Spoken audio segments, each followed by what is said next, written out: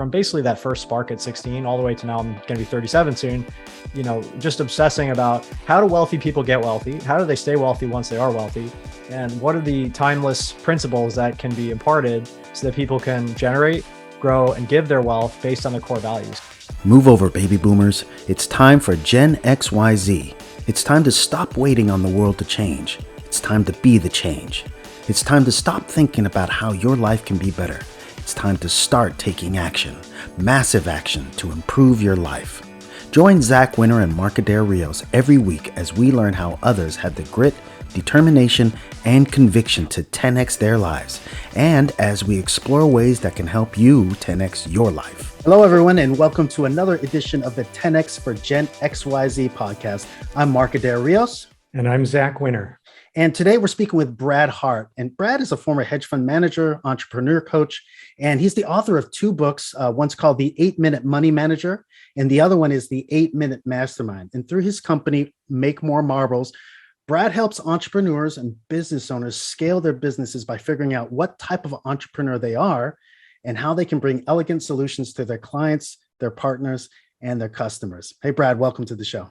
Thank you so much. I think I need you to do all my intros for all my podcasts from now on. That was probably the best one anybody's ever done. You nailed it. I love it. No mispronunciations. It was great. So thank you, Mark. Thank you. I love this. I appreciate it. How you doing, man? I'm really well. I'm coming to you guys from California. If you could see me right now, if you're listening and looking and lurking, if I should say, I'm hovering above the Presidio because we're in California, not Phoenix at my normal office. So if I need to, I can always just, cruise on over to Marin and come back and, whatever you guys need.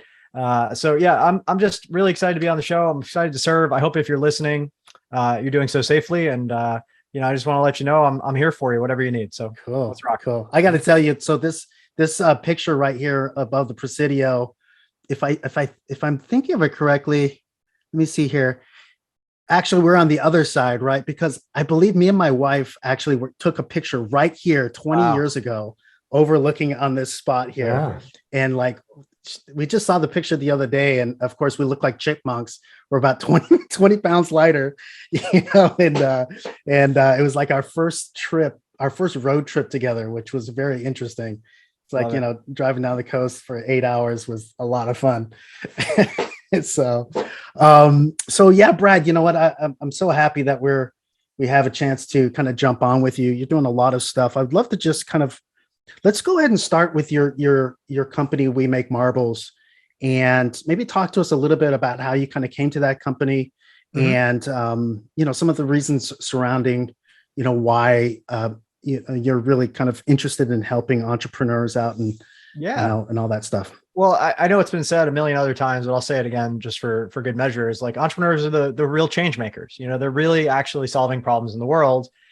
Which is something that's very near and dear to my heart. Like, I don't believe that we need to just suffer through this human experience. I know there is suffering, but I believe that a lot of our problems are solvable if we just get clarity on what they are and we take action towards making them better, and setting them up for success, right? And having that optimistic outlook, I believe, is the mindset of an entrepreneur. And I didn't always have that outlook, so I really appreciate it. Just like I didn't always live in California, so I can really appreciate the weather. I've grown up with winters. So when I grew up, my dad was a lumber truck driver. My mom worked in delis, very paycheck to paycheck kind of family. Dad got hurt when I was 2, couldn't work again. Mom had to leave us to go find work. And I had to grow up real fast, as an only child and very independent. I had to figure out, how to make extra money if I wanted extra things besides, food, water, and shelter kind of deal. We were mostly living on Social Security and disability checks. So even though I am a capitalist, I do appreciate, that there's a leg up in the society to help people that are having a hard time, because I'm a product of that. And my parents did their very best given their limitations and their particular set of education. And it was kind of left to me to find my way forward. And when I was 16 years old, we had a very interesting experience where my grandfather, who was a World War II veteran, was going into the VA home, and he had a bunch of assets that we had to move into my father's name early. And my dad had never had money before, managed money before. It turned out my grandpa was worth like $2 million. And as we began to investigate this, because we didn't really realize he was rich, at least rich compared to where we were. I mean, that's a relative term. We were just scraping by. He would pay cash for things. He had worked, but it just didn't make any sense. Like, where did all his money come from? So we traced it all back to his uncle, Al, who had given him Standard Oil and Bell telephone stock back in like the 30s when he was a young man. and said, never sell it, forget you have it, cash the checks when they show up and live your life. And he actually followed the advice. So over one generation, all those companies that Standard Oil and Bell Telephone became, which were like all the Baby Bells and all the oil companies that you know and love, they were paying his retirement. He was making like 80, 100 grand a year in just dividends. Yeah. And that went really well. So my father inherits all this. And within the next year, 8 years, proceeds to dwindle it down by about 80%. That's the story, right? It was really brutal to watch, something that was so carefully tended to for so long become almost wiped out. So, when I was 24 and he passed away, I don't blame my dad. We healed our relationship and we had some ups and downs, but he was never prepared for that. He never understood how to manage the money. He did his best with it, but ultimately it fell on me to like rebuild that. And seeing as my grandfather's father, my great grandfather was very wealthy and they had an estrangement, and like he gave all his money when he was on his deathbed to the maid who moved back to Colombia. It's like a whole crazy story, right? It's like a soap opera could be created around it. But the point of it is I recognized that it was up to me. Like if it was to be, it was up to me. And I was the one who was going to have to learn all this stuff. So I became obsessed at a young age, from basically that first spark at 16 all the way to now I'm going to be 37 soon. Just obsessing about how do wealthy people get wealthy? How do they stay wealthy once they are wealthy? And what are the timeless principles that can be imparted so that people can generate, grow, and give their wealth based on their core values? Because I've also, I can talk about this story next, made a lot of money in a short amount of time and been completely miserable and burned out and disconnected from all the things I actually care about. Right. So I want to help people to navigate that, because I feel like you have to experience it in order to really get it, to be on the other side of what you've always wanted and have it not be enough. Before you'll really understand that. And then also hopefully catch a few people before they get too off the rails, and creating a life that doesn't really serve who they actually are at their deepest core value. So Make More Marbles is this idea of like, we could be the hungry hippos and grab for all the marbles. And that's cool. I did that. I was a trader. I was a real estate guy. I did all those different deals where like, there's only so much to go around. We got to win. We got to beat the other people. But the reality is there's so much more to be created.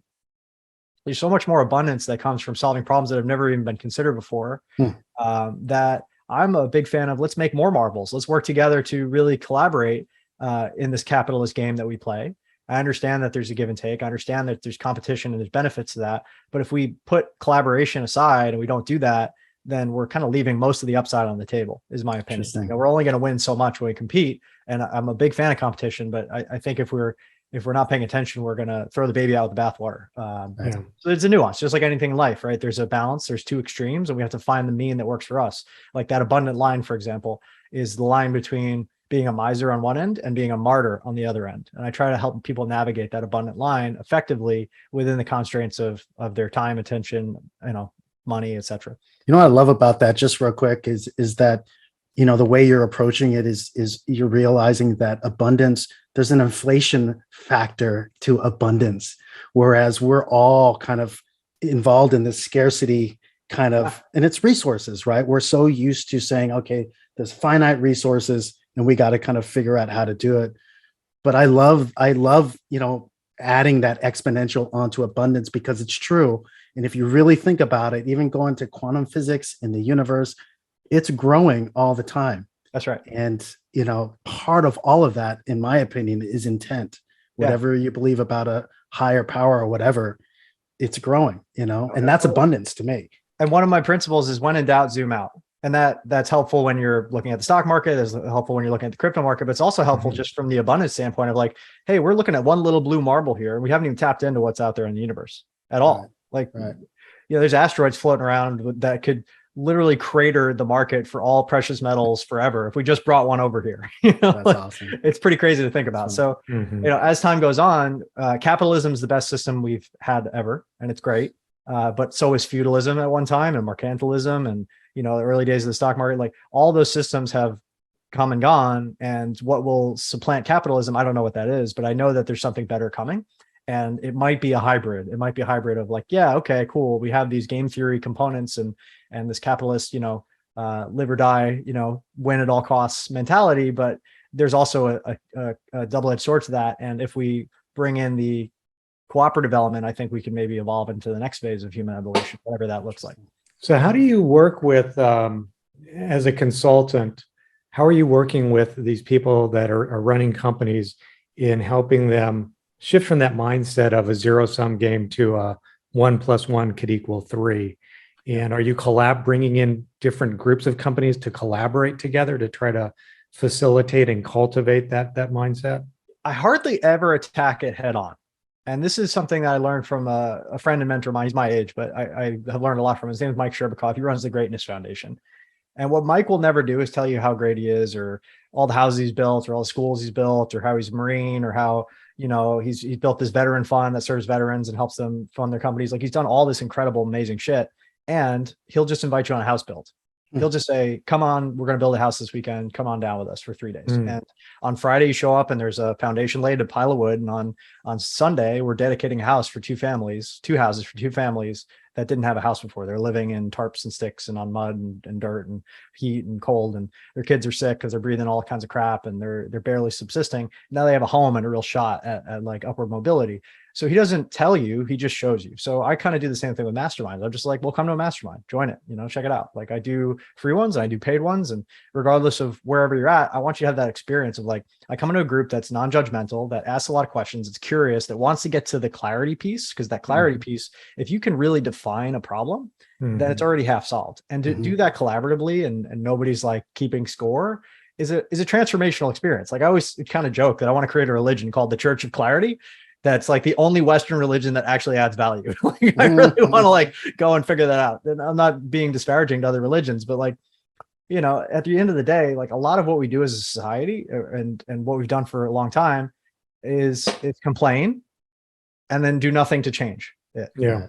We're not clear on what the actual problems are. And we're not clear on what the next steps are. We just complain, commiserate, and it's an ongoing cycle of re-traumatizing ourselves with the same old crap. It's like going to AA and saying, I'm an alcoholic, and identifying as that a million times. You're going to stay an alcoholic until you switch that identity. Interesting. That's my belief, right? So if we can switch our identity through seeing obviously a better way, show them, don't tell them, that's how I do it.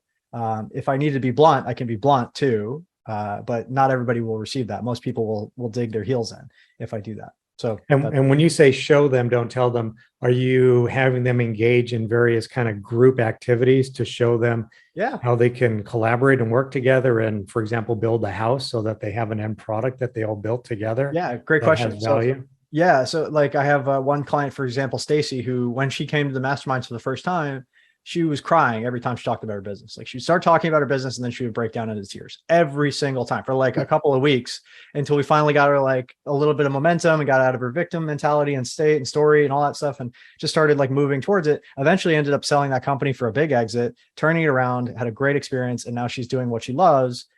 She took a whole year off on sabbatical, like complete transformation for like 2 years. I'm not saying this stuff happens overnight, but if you stay consistent weekly after weekly, like, I've had clients get 100 clients in their first year. And like, I run masterminds too. And maybe I could do 100 or 50 over my lifetime. I've already done a dozen, but I think where the real impact is teaching people who have seen the light. Now you go out and do it for yourselves. This is a better way to collaborate. And this is already happening. I'm not saying I'm like figuring out something that's new. I'm just bringing it to the fore and making sure all the skills that are required, because a lot of skills that you have this conscious competence, right? Unconscious competence. You don't realize what you actually know, but like, to really pull off a high-end mastermind, you need to have a network, right? You know people. You got to be pretty good with people. You got to understand like, positioning, marketing, the offer, the branding, the strategy. How do you sell? How do you facilitate? Like, there's all these kind of secondary skills that are required. And you can get a course or a mentor for almost all those skills, but I kind of wrap them into this goal of like, hey, we're going to build this house. We're going to build this mastermind, and all these primary skills are necessary to make that happen. Or you need to work with people who have those skills to complement yours, whatever they are. Right. So I've been able to build masterminds around e-commerce and around investing and around money management and entrepreneurship and biz opportunities and starting new companies and fundraising, like all these really cool ideas that started out as me being curious and wanting to learn and wanting to get paid to learn instead of having to go seek a mentor out and pay to learn. Because I also don't learn well in a one-to-one setting. The questions that I'm going to get in a group asked, the notes that are going to be taken, the ideas that are going to be formed, the relationships that are going to be formed, it's going to exponentially increase everybody's abundance as a result of, just everybody collaborating versus me doing one-on-one. I might get the value, but I wouldn't bet on it because I know how I learn is best in a group. Yeah. So I want to give people that framework of like, hey, you don't have to go to school. You can create masterminds and get paid to learn from the best who are actually doing it. Like, it's so sad when you hear people getting a marketing degree and they ask their professor, hey, what great big companies have you marketed at? And they'll say 0, none. I wrote the textbook. That's it. It's like, what? Why are we paying these people $60,000 a year when for a tenth of that money, you can get into a really great mastermind? Yeah. And do that instead and just learn and then go build a company yourself and learn more. I agree with that. Yeah.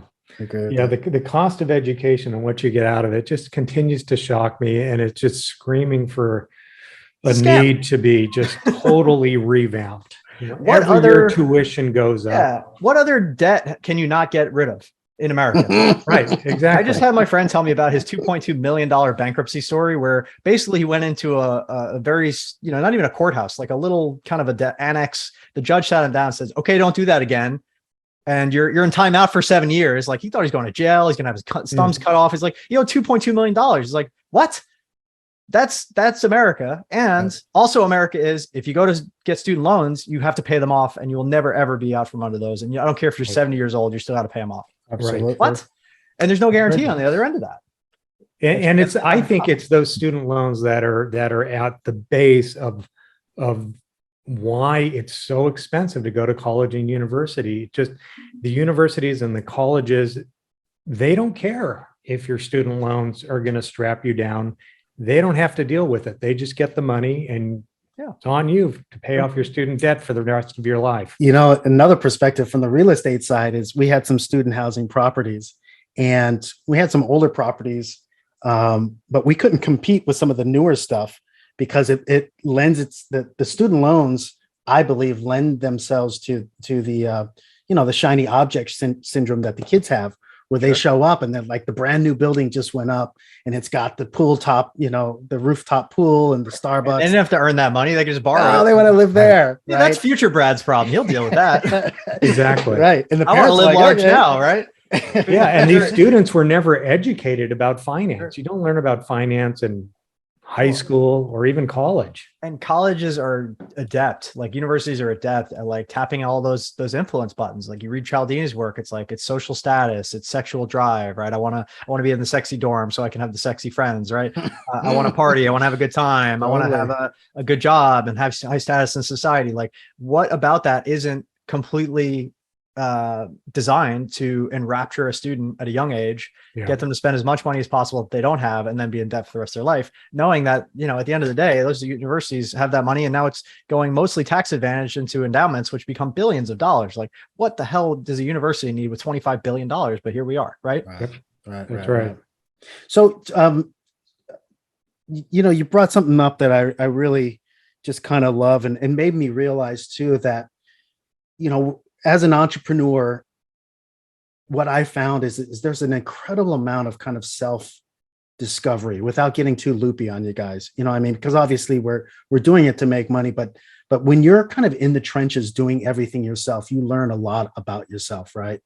And it sounds like the masterminds that you kind of help put together and help people put together really kind of explore that side as a base point for people to kind of enter into this whole thing and then start thinking about, where to go. And I believe you might have worked with them too, but, when you're talking about clarity and getting clear and asking the right questions, I guess, Tony Robbins really kind of leans into a lot of that. And at least for me, when I hear him, that's what really always sticks out is, ask yourself the right questions in order to get the answers. Right. Yeah, so Tony's a mentor. He's been an incredible force of good in my life. My story with Tony. So the quote you're kind of brushing around is the quality of your questions is the quality of your life. There you and go. I truly believe that's true. Right. Yeah. Tony has this idea called primary question. I've been to like 15 Tony events. My very first Tony event, because up until that point, everybody told me to go to Tony events and I didn't. I did what was called shelf help, which is you buy the book, you put it on your shelf. And I read Tony Robbins. Sure. So I go to this event. It was like 2014, 2015. I had my exit from the fund. We had $1 million month. I'm miserable. I don't know what the hell's going on. I have money, but now I'm like more disillusioned than I've ever been. Right. Because, my whole life from the time I was 4 years old, when my parents locked me in the room in my bedroom and started yelling at each other over money, I had been like, okay, if I could just make money, then all this will be okay. Everybody will love each other and no problems. Right. So I had that belief kind of operating in my subconscious all the way through for 22 years until I had that big win. And then I was completely disillusioned. So I go to this event. And Tony said something that really hit me between the eyes, like success without fulfillment is the ultimate failure. I'm like, holy shit, he nailed me on that one. Right. So I climbed the mountain. I looked around and there was nobody else on the mountain. I'm like, uh-oh, this is maybe not the right mountain, or maybe that's the mountain I want to climb. But instead of doing that, I'm like, well, what if I just go deep into figuring out who I am, what I care about? Because we also, Tony talks about value. So I'm sitting there at the first event. And it's like day one, and I hadn't been in an event like that yet. So there's 5,000 people in the room, and they're all jumping up and down, banging at each other. I'm like, where the hell am I? What is this cult? This is crazy, right? And there's this one woman who's not doing any of that. She's staring at the ground, completely like somber, staring at the ground, and there's all this craziness going around. So it's kind of like stark. And I'm like, hey, what's going on? Are you okay? She's like, I shouldn't be here right now. I said, why? She said, I was gifted this ticket. Somebody told me I needed to go. My kids are at home. I don't know how I'm going to feed them next month. And we're about to lose our house. I said, oh shit. Well, guess what? I can't solve all your problems. I don't even know where to begin, but I'm going to make sure your kids don't starve. Right. So what's your address? I'm sending you a nice Prime Pantry box full of food. I don't know if you remember Amazon Prime Pantry, but you fill it up with non-perishables, you send it over. And I connected with her on Facebook. I said, listen, if you run out of food again, just text me. I got you. Like, I can't solve all of it, but I can solve this. And it sounds like you're in the right place. Tony's going to sort you out. And then I completely forgot about it afterwards. I did that and I was done. We were connected on Facebook. And I totally forgot. A year later, I get a notification. She goes live. She's in her car. She's on Facebook, speaking to her phone, crying, saying that one act of kindness from a complete stranger kept her from killing herself and ending it all. Wow. So like, holy shit. Like, I completely not thought about it twice since then. I'm not trying to say I was this big, great guy. I just did what I thought anybody should do in that moment. It's like, hey, you need money. I got money. I got this sorted. You're not going to starve. Cool. You'll figure it out. And that changed my perception of like, wow, something so minor for me that I almost forgot about could be so massively transformative as to save somebody's life. Yeah. So what the hell am I doing with this money if I'm not giving it to other people who really, really need it? Because the effect that money has as you accumulate more is less and less. Would we agree with that? Right? You get to a certain point, like more money is really not going to change your life or your lifestyle. It might actually be worse, right? If you're $1 million earner and then you get $1 billion, like there's some growing to do there, right? I'm sure it's going to change you who you are. So it might not always be the best thing, more money. But if you can take that money that you do have and any excess and then put it into places where it's actually going to do a lot of good, which is, I really love Kiva as a great example of this, where you can kind of micro loans. Like $100 in a third world country can maybe start a whole business for somebody. Yeah, totally. And it's no big deal to you if they default on the loan, but it could change their whole life and their generations hence. So I love doing stuff like this. And that was my first introduction to that. So going forward, we got involved in a lot of charities, of helped build houses and schools, worked in refugee camps. I donate every single month to various charities, typically around food, utility, shelter, and education. I call it lighting the fuse. So basic needs for humans. And then, we've had a few, big wins, like helping raise for Underground Railroad, Operation Underground Railroad, for Tony's Foundation for Feeding America. We've been able to donate hundreds of thousands of meals through them, save kids from sex slavery and child trafficking and all this crazy stuff as a result of that one thing. So I'm a big fan of sharing that story, because I think there's a lot of people like I was at 26 years old who like are a little disillusioned with life. Maybe they've done all the things and checked all the boxes they thought they were supposed to check, and the spell is broken and they're left considering like, well, is there any real meaning to this? And I believe there is, but it can't be about you anymore. It's got to be about something outside yourself that you dedicate yourself to. And that sounds, straightforward to somebody who's already doing that. And it's completely foreign to somebody who's not doing that.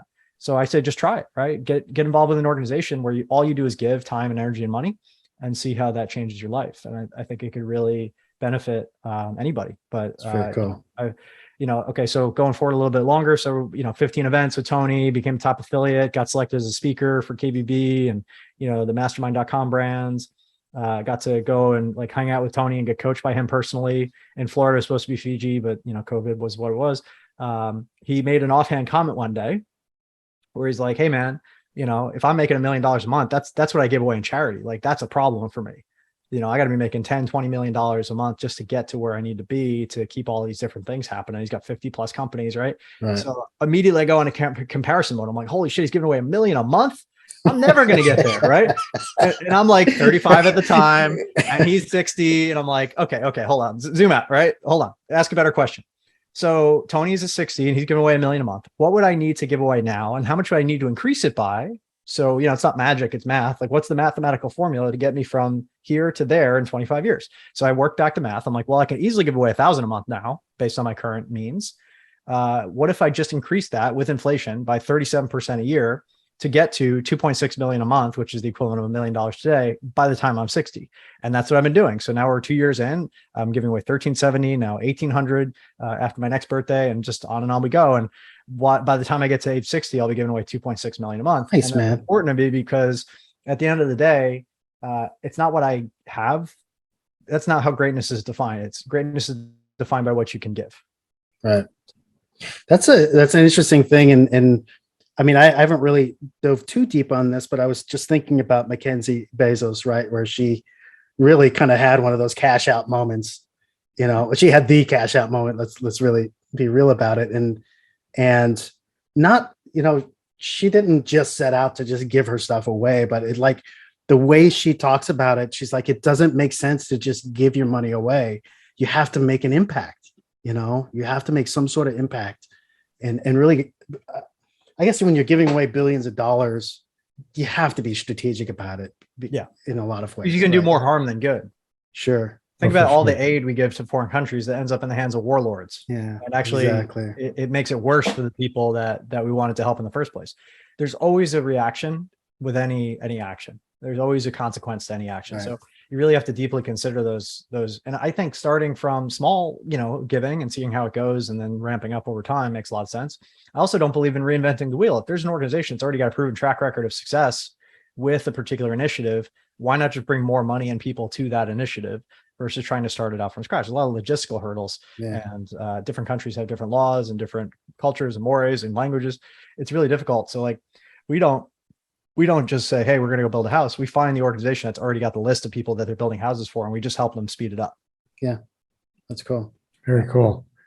I read Andrew Carnegie's biography about a year ago, and he was one of the nation's big philanthropists, right? I mean, he basically created the public library system.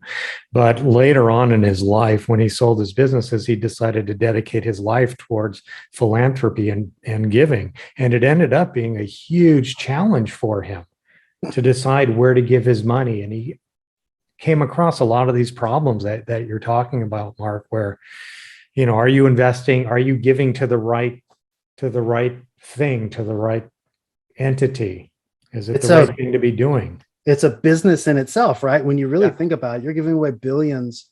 You have to set up a foundation. You have to have, like, we have people that are vetting, or we do it ourselves, vetting deals and people that come into our sphere.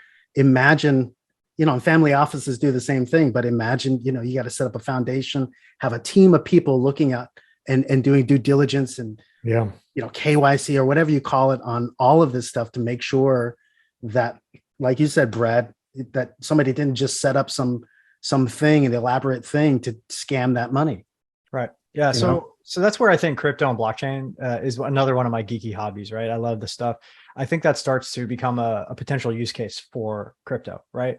Where if I could go and have to dig a lot of ditches and figure out a lot of, you know, traditional accounting stuff and find out that the Red Cross gives away about 7%, you know, don't quote me exactly, but it's like a very small percentage of the money that you donate to the Red Cross actually goes to the people who need it, versus other organizations where maybe their expenses are a little lower and more of it goes where it needs to go. You know, we could see that all in the blockchain very clearly. Yeah. Right. You could easily see any money that came in. You could easily see any money that went out and where it went to. And then if you have a kind of identity layer above that, you know, is for specific wallets, because, you know, part of blockchain's exciting, interesting part is like it's anonymous to some extent. Like it's like Capone had a ledger that he was messing around with and he had all his businesses, but it wasn't tied to his identity. And the way they nailed him is they tied it to his identity. It's the same kind of thing in crypto, right? So if you have publicly declared wallets that belong to specific charity organizations, it would be really easy to audit them in real time. And everybody could kind of do that through a watchdog type of thing. Not any one person would be responsible, but like there could be entire subreddits of people that go through and like basically check their books and make sure they're not doing anything weird. So that's a potential use case for blockchain. You know, I get really excited about the future of cryptocurrency and blockchain in general, because anytime you can create a system where it increases trust and decreases friction and aligns incentives, I believe that's a better system. And, you know, looking at the history of banking, the history of capitalism up until now, and seeing some of the things that are now possible with some of these Web3 projects and companies, bringing in people who are excited about it from the get-go, being able to market specifically to users who have been shown to use the types of products and services for which you are trying to create a better mousetrap, as opposed to the current model where it's like, we got to go to Facebook or Google and get 10,000 leads and maybe 100 of them are good. Right. And we got to pay all this money to filter and sort all that and all the expense that comes with that, versus, well, I can just see where all the money is, and I can see what all these wallets have actually done already and what kind of services they've interacted with, what contracts they've interacted with. I can just send them a message directly. And if they see it, I know they're my person. I don't care who they are. Right. So that's a better way to think about it. Quick question on that. So, and maybe I'm just not hip on it. So is Web3 kind of helping to take those big kind of numbers of the blockchain and kind of make those connections? Are there companies out there that are doing that right now, or is the blockchain still the blockchain and you have to try to do the detective work to figure out where that's gone? That's one thing that's always, and maybe it's more the latter. I think the former is being built as we speak, right? Okay. So just a kind of state of the union on blockchain. Mm-hmm. So when I say blockchain, I mean all crypto assets, NFTs, et cetera, right? All of that stuff, DeFi, all of it. That whole market is about $900 billion, so a little under $1 trillion right now. It's been as high as 3 trillion. If you think about all money and all assets in the world, it's somewhere around 1 quadrillion, so 1,000 trillions. That's all stocks, all debt, all derivatives, all real estate, everything. If you were to liquidate it all tomorrow with no market effects, it'd be about $1 quadrillion. So you're talking about like 1/10 of 1% of all money. Right. The addressable market for crypto and NFTs and ownership on the blockchain is potentially half of all assets, right? Why can't real estate contracts, title insurance, life insurance, IP, legal contracts, licensing? Why can't all that be on a blockchain as a smart contract, right? Why do we need all this legal fluff and additional layers of uncertainty?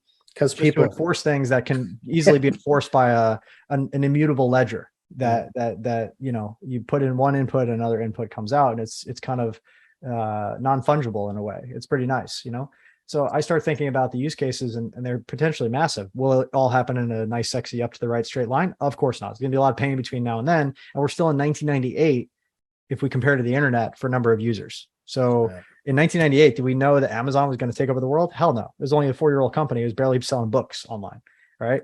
Some of the companies that will eventually win in blockchain and Web3 may not exist yet. And if they do exist, it's hard to pick them out of the lineup. So the better strategy, I think, is to think about platforms versus projects, right? I'm a big proponent of platforms. It's to think about not one crypto and trying to have a crystal ball and saying this one's going to the moon versus all crypto. How do we have exposure to most of these assets so that we'll catch more of the winners over time? And then it's also thinking about how can we build specific tools that exist in Web 2 and traditional internet, but don't yet exist in Web 3. But they're basically the same tools for all intents and purposes, but with a Web 3 flair or Web 3 twist. So you're saying, and pardon me, because I'm really unsophisticated when it comes to Web 3, but so is Web 3 basically the blockchain? So let's talk about definition. So Sure. Web 1 is companies make products or services or content, and companies make money, right? So that's like the very early internet. It was like, hey, we're a company, we make this and that and the other thing. And then somebody got smart one day and said, hey, we could build a platform so that other people can create content and other people can create products, and we can get a piece of all that. So now you have your Amazons, your Facebooks, your Googles, your YouTubes. They kind of were Web 2. Web 3 is people make the content or the product or service, but people also have control over where they put it. So now platforms are competing for them to bring their goods and services and NFTs and all this stuff over to their platforms. Right? So more decentralized, basically. Which correct, yeah. And if you say, just use gaming as an example, World of Warcraft is a really cool Web 2 game built by Blizzard. And if you're like a super badass level 99, whatever, paladin or something, you got all these cool swords and items. Well, you could go sell that character or those skins or those items, that mounts to somebody, but it's really hard to do that in the ecosystem because Blizzard controls it all. If it was a Web3 NFT, I can take it to any exchange, any other platform. I can use it in any other game that I want because I just basically, I own that. I don't have to get anybody's permission to do with it as I please. I could even send it to the burn pit, so to speak. I could send it to a burn address and it will cease to exist if I so choose. So you have complete autonomy on how you use your assets. Interesting. Yeah. And in terms of like in terms of the metaverse portion of that, I don't know. Is that something that you're into or? Yeah, kind of. I mean, yeah, we're so early, right? We're kind of like still figuring out the point and click mouse when it comes to, the graphical interface of that type of thing. Yeah, we're getting some tools. It's starting to kind of be cool, but it's more of a novelty. Right. When it really starts to hit the mainstream, I think we need to see it.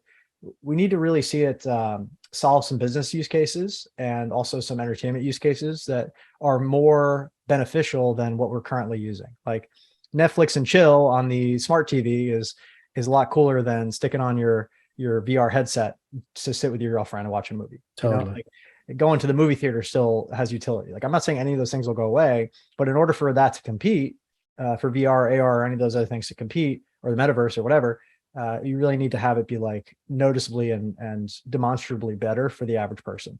Yeah. Yeah. I was thinking about the, I'm always kind of cracking jokes on this whole metaverse real estate thing and kind of them creating a little bit of a scarcity going on. Yeah. And the thing that just struck my mind, and I don't know if you've thought about this, but what's the stop? Like, so somebody creates a metaverse universe, right? And everybody jumps on it. I forget the big one that's out there right now. Decentraland. Yeah, Decentraland. Okay. Sandbox. Yeah, there's a bunch. Upland is a bunch. Yeah. So exactly. So you buy all this real estate. What's to stop another platform to just create a whole new metaverse? And now, one is out of fad, and you have to jump into another and buy all new real It's estate. kind of like VHS versus beta. Which one's going to survive and be the dominant? My DVDs are. So you're asking the right questions, Mark, and the answer is, well, it's scarce in the sense that when you create a smart contract, there's only so many NFTs that exist. So if you say there's 100,000 plots of land in that ecosystem, that's all that there ever will be. Right. Now you can create a new ecosystem, certainly, but will that demand and those users follow? It's hard to say. Yeah. So I think there's a supply and demand economics that's important with every token, with every NFT project. You need to be able to build and sustain that demand over the long term. Right. And that's where I think that most of these hypey projects will fail, is that they're stuck in this promise or perish mode. Once they launch, is like, oh yeah, now we're gonna have this and we're gonna have that and we're gonna do this, and let's do all stuff they don't know what the hell they're doing or how to build it or any of that. They're just kind of trying to keep people from running to the next project. So we're gonna have that for a while. But we had that early on in the internet too. All the .coms is like, oh, pets.com or this.com or that.com. Right. They all raise all this money in this VC model, and then most of them shit the bed, and a few of them stuck around, and that's kind of how it'll be. But like I said, we can't tell this early on. That's why I'm less excited about projects and I'm more excited about platforms, because I believe the platforms will have multiple projects that will be successful and keep people on it, provided that they have the right use cases. And I'm not betting on one platform, I'm betting on all the platforms that make sense, right? That are big enough or reasonable enough or have a USP that's different enough where it's like, oh, this could win. So that's the bets I'm making personally. And so you're, let's talk about that a little bit. Do you mind? I know you're just kind of starting up, so I don't know if you want to let the word out, but so you're starting up a fund that's kind of surrounding this crypto. Just talk to us just a little bit about what you're talking about. Platforms. Are you kind of pre-seed, kind of VC, or where are you coming in at? So if I were to use language that is already kind of in the mainstream, I would say, it's more like a crypto VC fund. We're trying to be involved with projects before they launch for a couple of reasons. So in the typical VC model, you're stuck in like 5 to 10 year deals, typically, right? If you're going to get an exit, it's going to be pretty far down the line. There's a lot of laws in place to keep it that way. With Web3, at least with the current regulatory environment, which is, I don't know. Do you know? I don't know. Do you know? No, Nobody knows. Nobody's saying, right? Right. The powers that be really aren't being clear how we're going to treat this stuff. Well, you have a couple options. You can just do whatever the hell you want, and hopefully you don't have, become made an example of, which I'm not doing, or you could be mega conservative, right? So I went mega conservative. I got my Series 65. I set up the fund. I set up the RA. I set up all this stuff. I'm trying to get the auditor, like everything to be really dialed in as far as that goes. But the problem with that is, like, if your name isn't Andreessen and or Horowitz, it's really hard to get the conversations with the right people that are willing to take the risk to do the stuff with you. So that's been a challenge for us. But once we are launched and everything is going, I think the benefit is that with these early stage deals, a lot of them are using tokens to fund their companies essentially out of the gate, which gives you as an investor early on, even if you just have equity, you probably have tokens too. It gives you an opportunity for a liquidity event super early, where you could at least get flat on the trade. So if I could do 100 deals over the next 5 years, where when they launch, I'm flat on the trade or close to it, and I have very little risk. Well, that allows me to keep my pile turning over faster, but it also puts my risk quotient way down the line versus all the way up, dialed to the max when I have all this money committed for 5 to 10 years. Right. So that's why I like the model. And what's the timeline? Do you think you'll be? Yeah, I'm ready to start tomorrow. If somebody out there is an auditor and they're willing to sign off on our books, so we've got everything else ready to go. All the PPM, everything is good. We've put quite a bit of money getting everything set up the right way. Now we just need an auditor that sees the vision and isn't afraid of the risk. So And the focus is on platforms, Web3 platforms. Is that right? Yeah. So Web3 platforms, blockchain platforms, layer ones, and any other tools that we can find that we believe solve specific problems that exist in Web3 that haven't been solved yet. Because it still takes 10 to 12 steps for somebody to do an NFT thing. And it's like, Yeah. totally. it's just way too complex. Like we need better solutions and they're just not there yet, or they're being 100%. built, but they're kind of inconsistent in their quality. Give us an example or two of what a Web3 platform is. Great question. Yeah, awesome question. So exchanges, we all understand what an exchange is. It's a place where people go to buy and sell things. And for the longest time, the biggest NFT platform was OpenSea, right? That's where people buy and sell. I'm sure you've heard of it. And they went very Web 2 in the way that they raise money, their venture capital structure. Maybe they want to go public, but they mostly took on private money. It's a small team versus LooksRare, which is more of a Web3 variant, that decided, hey, we're going to go scrape all of the user data for all of the people who've ever used OpenSea. We're going to find the top people and we're going to airdrop them all of our tokens. We're also going to set up our instruction or our incentive structure so that we only get compensated through these tokens. And these tokens, if you stake them on our platform, entitle you to a percentage pro rata of our trading fees, which are also 20% less than what OpenSea charges. So in one deft move, they basically built a platform, brought a bunch of people over who are already doing NFT transactions on scale, cut them all in on the deal, and aligned all their incentives so that everybody wins together, which is effing brilliant in a lot of ways. Now imagine you could do that in any company, right? So now use a second example. GoDaddy versus Ethereum name service, Web 2 versus Web 3. GoDaddy, I'm an internet marketer. I've got 250 domains that I registered with GoDaddy. I probably give them $5 to, I don't know, at least a couple $1,000s a year, let's say, right? Never once have they reached out to me and said, hey, thanks for being such a loyal customer. Here's some stock. Not once. Good luck Here's with a percentage of this proceeds. Here's a better deal. Never once, right? Never once did Danica give me a ring and say, hey. Never once. Never once did she give me a ride in the car. I didn't get to take a photo. That's Nada. awesome. Right? Now, Ethereum name service, they said, well, why aren't we doing that? Right? Why aren't we using the people who get this and see where it's going as our biggest proponents? And what they did is they did another airdrop. And by the way, these are not insignificant amounts of money. I made $8,000 off the one. I made $23,000 off the other one just for being a member of what they're doing. That's like a salary for a teacher for two companies. Let me just to clarify on the airdrop for the first one, where they took artists who were creating NFTs on OpenSea. Traders on NFTs, not artists specifically. Okay, so these are traders. So these are the people that were already creating a lot of volume. They basically said, hey, we'll give you an airdrop, and like they just launch it all at once. So like you'll see it on Twitter and she'll be like, oh my God, I got $8,000, I got $12,000, I got $15,000. So it spreads virally, and then people can go to the website and check what they get. They got to make sure it's legit. There's people checking the contract. There's people making sure that it's not some sort of elaborate scam and hoax, because that happens all the time too.